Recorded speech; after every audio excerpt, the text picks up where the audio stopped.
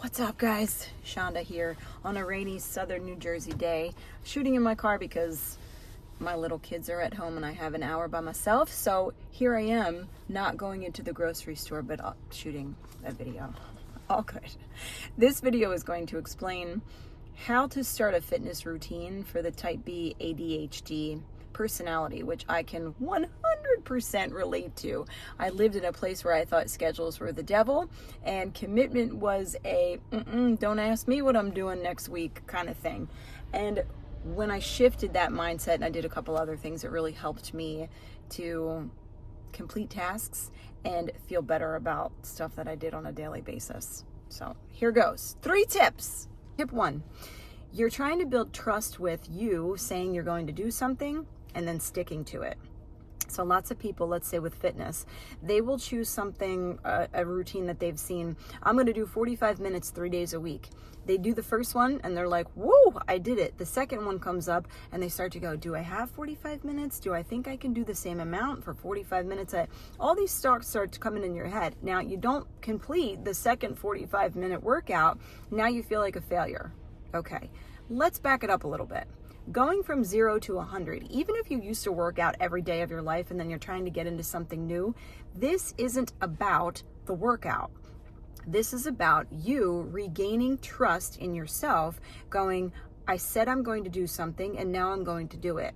If that's 2 minutes of work, if that's 5 minutes of work, if it's a certain amount of reps, it doesn't matter. What you can do is, okay, at 2 o'clock, I'm going to set the timer for 2 minutes. I'm going to stand up out of my chair, or I'm going to stop what I'm doing, and I'm just going to do a walking march, in place walking march for 2 minutes. And then I'm going to go about my day. It's not a matter of that's enough, that's not enough. It is you're building the capacity to hold trust for you. So the next time you do something, you go, oh yeah, I can accomplish goals. You're building up check marks to go, yes, I can, yes, I can, yes, I can. Not, oh, I didn't do that on Monday, that 45-minute workout. Maybe I can get it in today, and then you miss Tuesday. Now instead of doing 2 minutes on Monday or 2 minutes on Tuesday, you've done 0 and 0. So start small. Make it doable, and I mean small. Make it doable and then increase as you go. Second, this is more of a reminder than it is anything else. Motivation and feeling good about what you're doing does not come before the action. So especially us women, we get caught up in talking about the stuff we have to do, talking about the stuff we should do. And then we'll talk to our girlfriends about it and they'll say, oh my gosh, that sounds amazing. You should do this, that, and the other. And I have to do this, that. We're all talking about future stuff. Small action will start to send the signals of, 1, like tip 1, you've accomplished something so you can trust yourself now, but also, I'm a badass. Look at me going. It doesn't really matter what the thing is that you're doing or how small it is. When they say actions speak louder than words, they're not just talking about your boyfriend or your husband doing nice things for you. They're talking about when you say you're going to do something, that puts a certain amount of energy around it. But when you actually go and make the move, whether it is pick the shoes up off of the floor or stand and do your marches for 2 minutes, it talks to your energetic makeup a lot more. It starts to believe it a lot more, and you start to believe in yourself a lot more because of that. All right, last tip. This is a big one, so I'm gonna get personal with you. When you begin the journey of trying to change a routine or whatever you're doing, the thing you're trying to change seems like it's a bad thing, right? There might be shame wrapped around it. It could be your body. It could be some habit that you're giving up. I don't know what it is, but when you hold on to that shame for too long or too much, like shame is good in small increments because it does help us navigate like, oh, I'm not doing that again. You know what I mean? Like you get embarrassed and you're like, so that I agree with shame on some level, but when we hold on to it and we start to talk to ourselves in a poor way, we start to tell ourselves like, you better do this, otherwise you're this, that, and the other. We start to name call. I mean, it can get really grimy.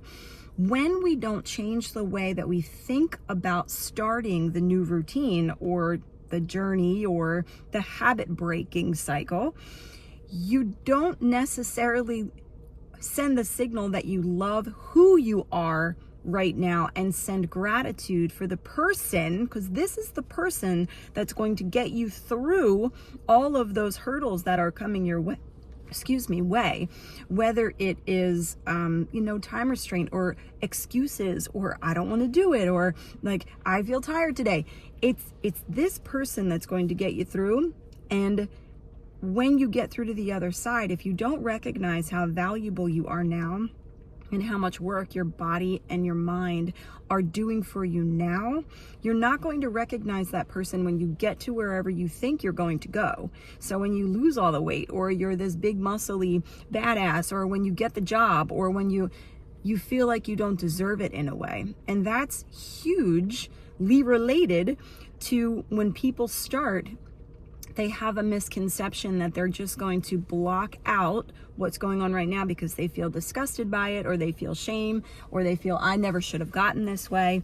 And then they just want to kind of fast forward, close their eyes and go. And it seems to be working because they'll watch the physical changes. And then when they get to where they think they want to be, either they want to go further. So it's like chasing the rabbit. Oh, no, well, I have to get here now that I've gotten this far. Or they absolutely don't even recognize who they are, and therefore don't think they deserve all of the progress. So be mindful of how you talk to yourself, and be mindful of what your body is doing for you every single day, right? We might not be making the choices that we love yet, and every day is different. But when it comes to like you're breathing and you're blinking and you get to scratch your face, or maybe you don't, I don't know, but everybody has things that go on with their lives that they can be grateful for. And even if it doesn't shift us all the way to happy about breaking this, or the journey, or the workout, or the whatever, it can shift you to a more grateful place, and you can start to feel content.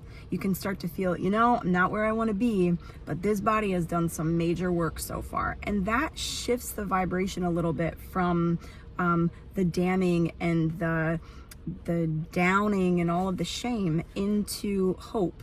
And then once you get into hope, you start to get into believing. And then once you get into believing, you start to get into knowing who you are, what you're capable of, how you can handle things. It's pretty cool.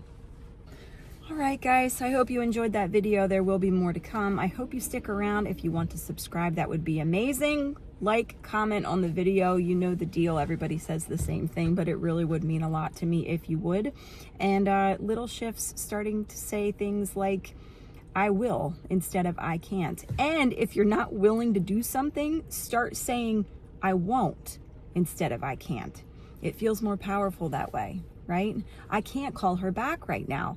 Maybe you could, but I won't call her back right now because it's not in my schedule to break for 15 minutes. And that's how it doesn't matter, but little shifts.